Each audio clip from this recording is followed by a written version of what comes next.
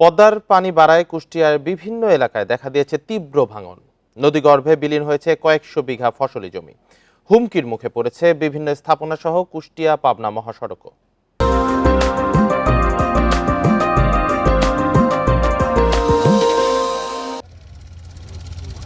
কুষ্টিয়ার মিরপুর ও ভেড়ামারা উপজেলায় প্রায় ৯ কিলোমিটার এলাকায় প্রতি বছর দেখা দেয় পদ্মার ভাঙন। সম্প্রতি ভারত ফারাক্কা বাঁধ খুলে দেওয়ায় পদ্মায় বাড়ে পানি, এতে ভাঙন বেড়েছে নদী তীরে। এরই মধ্যে কয়েকশো বিঘা ফসলি জমি বিলীন হয়েছে নদীগর্ভে। ঝুঁকিতে শিক্ষা প্রতিষ্ঠান, বসতভিটা সহ কুষ্টিয়া পাবনা মহাসড়ক। এখন মহাসড়ক থেকে মাত্র আধা কিলোমিটার দূরত্বে পদ্মা নদী। ভাঙন রোধে স্থায়ী ব্যবস্থা নেওয়ার দাবিতে মানববন্ধন করেছেন নদী তীরের মানুষ। জমিগুলা চলে গেছে আমাদের, যদি এই বাড়িটাও ভেঙে যায় তখন আমরা দাঁড়াবো কোথায়?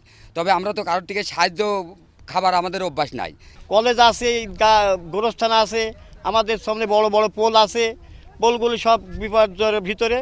আমাদের যে বসত ভিটা আছে এগুলা খুবই হুমকির মুখে আছে। শুধু বসত ভিটা না, আমাদের যে পাশে হাইওয়ে রাস্তা আছে, এই রাস্তাটা যদি ভেঙে যায় শুধু কুষ্টিয়া জেলা না, আমার মনে হয় আমার খুলনা বিভাগ পুরোটাই বিলীন হয়ে যাবে। পানি উন্নয়ন বোর্ড জানিয়েছে পদ্মার ভাঙন রোধে স্থায়ীভাবে বাঁধ নির্মাণ প্রকল্প হাতে নেওয়া হয়েছে। কাজ শুরু হবে দ্রুতই।